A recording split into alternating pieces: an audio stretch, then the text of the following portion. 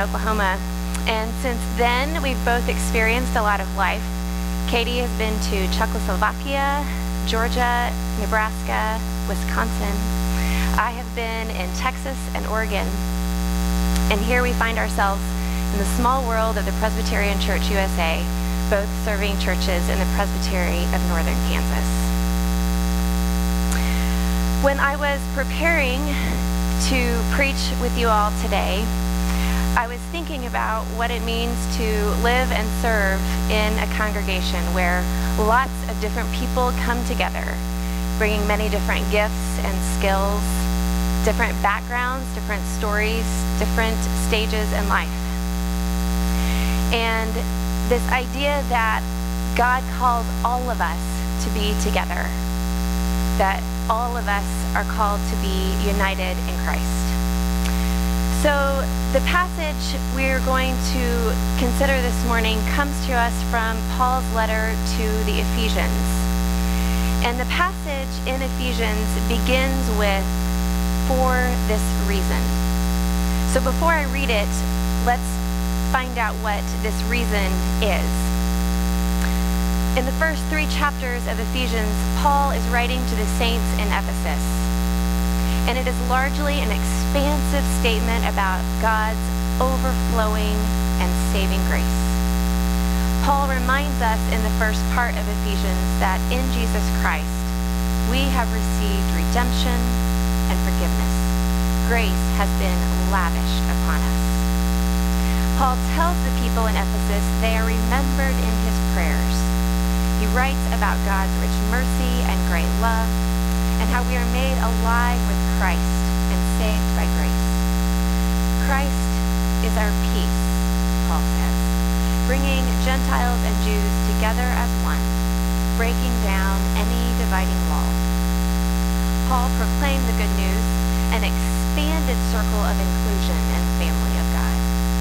Paul wrote that Gentiles have become fellow heirs, members of the same body, and sharers in the promise in Jesus Christ through the gospel.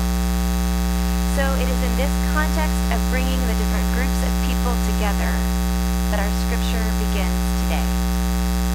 I invite you now to listen for the word of our Lord in Ephesians chapter 3, verses 14 through 21. "For this reason I bow my knees before the Father, from whom every family in heaven and on earth takes its name. I pray that according to the riches of his glory, he may grant that you may be strengthened in your inner being with power through his Spirit, and that Christ may dwell in your hearts through faith, as you are being rooted and grounded in love. I pray that you may have the power to comprehend with all the saints what is the breadth and length and height and depth, and to know the love of Christ that surpasses knowledge, so that you may be filled with all the fullness of God. Now to him who by the power at work within us is able to accomplish abundantly far more than all we can ask or imagine. To him be glory in the church and in Christ Jesus to all generations, forever and ever. Amen." Here ends our reading. Let us treasure these words in our hearts. So Paul, by the grace of God, was bringing the gospel to all people, hoping to open their eyes and ears and hearts to see God's plan, that from the beginning of time, all people were to be included.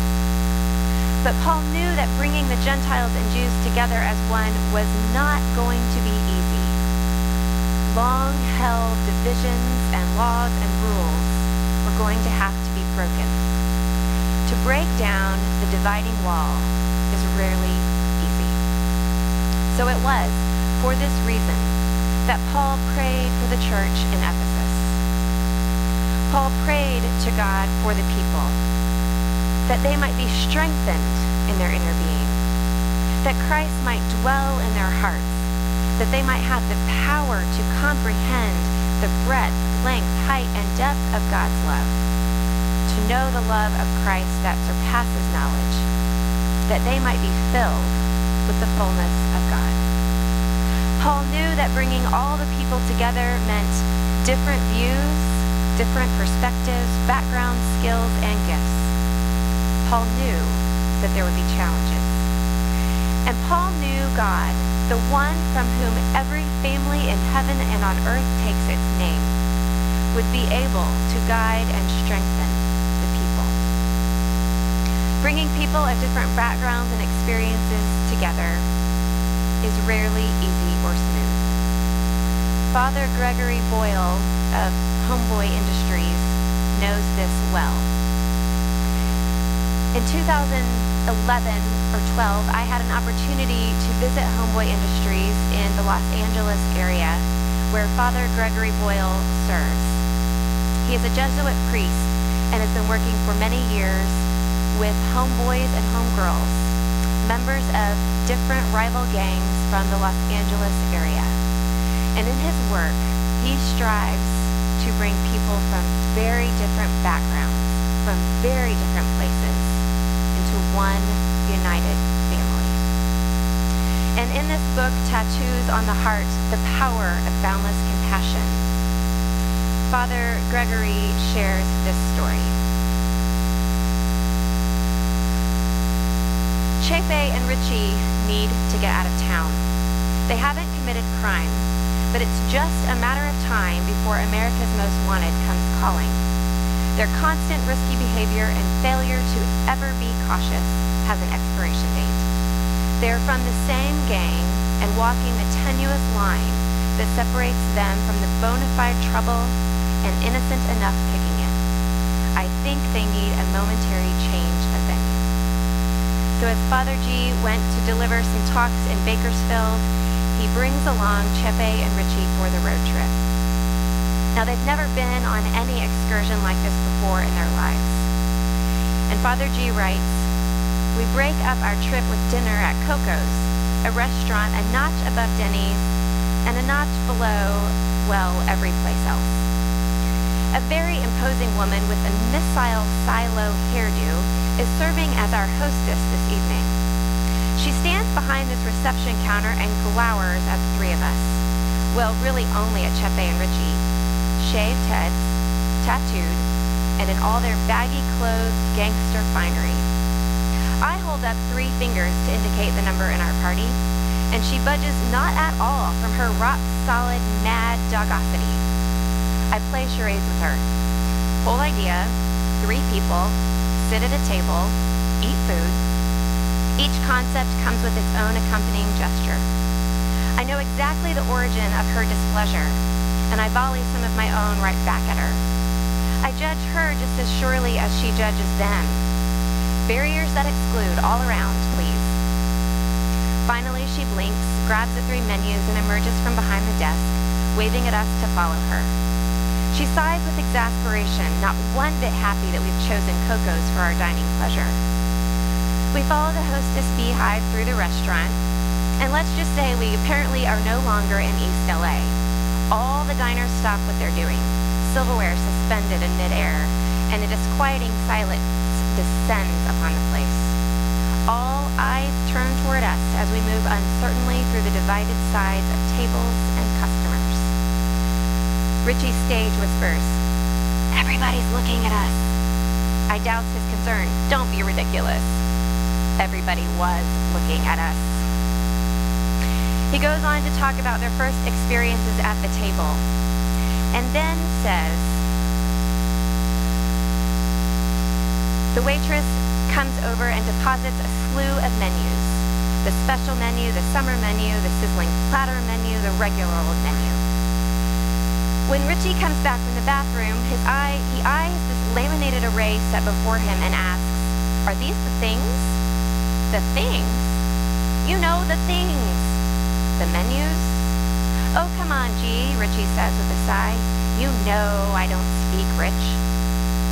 This was their first time in a restaurant where you actually sat down, a waitress came to you, and you didn't have to order by pointing at a luminous plastic picture of a cheeseburger. Variations on this theme have always been bountiful. I've had homies in restaurants actually think they needed to clear the table after eating. Once a homie said, "Can I give a tip to the waitress?" And when she arrived, he said, "Just say no to drugs." His homie adding, "Don't run with scissors." The restaurant to the gang member is a foreign land indeed. Our waitress is an entirely different story from the frozen and awkward reception we seem to be getting from everyone else. She puts her arms around the fellas, calling Chepe and Richie sweetie and honey, and bringing them refills, and we didn't even have to ask. With extra this and more of that, and supplying the tapatio on demand, she is Jesus in an apron. Later, as we walk to the car, they talk about our waitress. She was firm. Yeah, she treated us like we were somebody. Father G writes, "We have a chance sometimes to create a new jurisdiction, a place of astonishing mutuality, whenever we close both eyes of judgment and open the other eye to pay attention, reminding each other how acceptable we are and lavishly providing free refills and all the tapatio you need. Suddenly we find ourselves in the same room with each other, and the walls are gone." This, I believe, is what Paul wanted for the church. For people to be in the same room with each other, people from all walks of life, and no walls. The body of Christ. And on a day like today, we remember what it means to be the church, to be united as the body of Christ, to gather in the same room with each other, walls gone. Today, Katie will answer again the constitutional questions to reaffirm her faith, her call, and her commitment before you. These are questions she has affirmed several times before as a part of her faith journey that brings her to this place today. Ordained as a deacon and as a minister, installed at her last church, and now. Katie commits again to trust in Jesus Christ, to be led by the Spirit, to serve you, the people, with energy, intelligence, imagination, and love, to proclaim the good news, teach faith, and care for the people. And you all, the congregation of First Presbyterian Church of Manhattan, will be asked to make promises today. You will be asked to promise to accept Katie as your designated associate pastor. You will be asked to promise to pay her fairly, provide for her welfare, to stand by her in trouble, and share her joys. You will be asked to pray for her, to encourage her, to respect her decisions. Today, both you and Katie promise to care and pray for each other, for the church and its leaders, that we might all be one. This prayer Paul offers up in Ephesians and the other scriptures we've heard this morning remind us that ministry is never done in isolation. Indeed, it is a group effort. While you have called Katie to be your leader, your pastor, your mentor, you also recognize that, like you, she is a child of God who was once named and claimed in baptism. As we gather in worship this morning to offer praise and thanksgiving to God, we affirm again that Jesus Christ alone is head of the church. Every one of us, ordained to ministry or not, is called to submit to the way of Christ and to follow him. Katie's gifts for ministry have been affirmed, and you have chosen to keep her around as your pastor, to affirm the gifts for ministry she shares with you in this time and in this place. And as one of your sisters in Christ, you have promised to pray for her. Here at First Presbyterian Church in Manhattan, you are the body of Christ. You are one united in Christ with Christians all around the world in other times and places. One body wherein there are different skills and gifts, ideas and perspectives, experiences. One body wherein there are real joys and real sorrows, real hope and real struggle, real life. It is not always easy to be with others in the body of Christ, to be united as one. And that's why Paul prayed so fervently for the church in Ephesus. But indeed, that is our calling, to be a community, to share in this jurisdiction. Henry Nouwen wrote in Making All Things New, community as discipline is the effort to create a free and empty space among people where together we can practice true obedience. To create space for God among us requires the constant recognition of the Spirit of God in each other. Indeed, I hope and pray that you will see the Spirit of God at work in Katie, and that she will see the Spirit of God at work in you. Together, you will experience God and be led by the Spirit. As Adele Alberg Calhoun writes, we will never be perfect people, but imperfect people committed to a radical, Spirit-empowered love can change their relationships and the world. Friends, brothers and sisters in Christ, you have all been called by God and are equipped by the Spirit to serve. So today I charge you to pray. Pray together. Pray for your church, for your community, for your pastors, for your leaders. Pray for the leaders of our presbytery and our synod and our denomination. Pray that God would unite you with each other and with others beyond these walls. Pray that God would strengthen you and give you that deep knowledge of Christ's love for all. Pray for one voice, even as two or three or many voices are gathered, to be one, to be in unison. And along the line of uniting our voices in song, I came across an article sharing that in 2013, researchers at the University of Gothenburg in Sweden studied the heart rates of high school choir members as they joined their voices. And their findings confirm that choir music has calming effects on the heart, especially when sung in unison. They used pulse monitors attached to the singer's ears, and they measured the changes in the choir members' heart rates as they navigated the intricate harmonies of a Swedish hymn. And they noticed that when the choir began to sing, their heart rates slowed down. When you sing the phrases, it is a form of guided breathing, said musicologist Bjorn Witkhoff, who led the project. You exhale on the phrases and breathe in between the phrases. When you exhale, the heart slows down. But what really struck him was that it took almost no time at all for the singer's heart rates to become synchronized. The readout from the pulse monitor starts as a jumble of jagged lines, but quickly becomes a series of uniformed peaks. The heart rates fall into a shared rhythm, guided by the song's tempo. So my prayer for all of you today is that you will sing in unison, that you will gather your varied voices together, and that by the Spirit of God they might become united, a series of uniform peaks.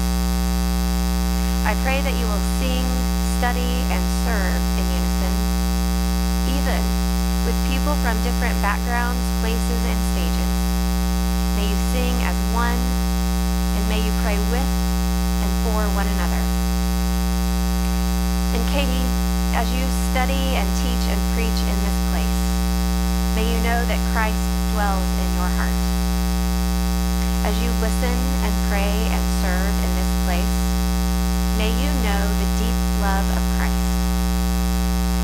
As you celebrate the sacraments, as you baptize, break bread, and pour the wine, may you be filled with the goodness of God.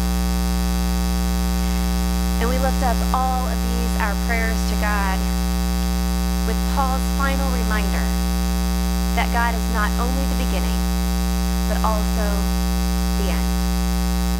So now to him who by the power at work within us is able to accomplish abundantly far more than all we can ask or imagine. To him be the glory in the church and in Christ Jesus to all generations, forever and ever.